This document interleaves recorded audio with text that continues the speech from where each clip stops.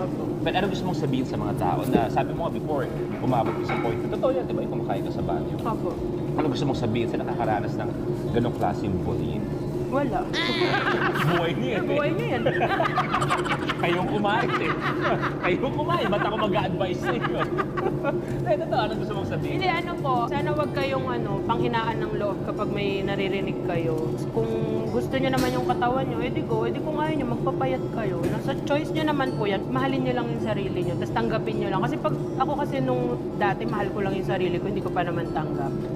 Tapos nung feeling ko tanggap ko na yung sarili ko, wala na talaga makapagpabagsak sa confidence. Ano na talagang yabang mo, Yulin? Hindi ganun, parang tanggapin mo yung sarili mo. Hindi siya overnight, process yan. Unti-unti talaga, matagal talaga. Tapos pag tanggap mo na yung sarili mo, wala na. Suotin mo na lahat. Kahit anong gusto mo, kainin mo lahat ng gusto mo. Pero syempre dapat palagi pa din healthy.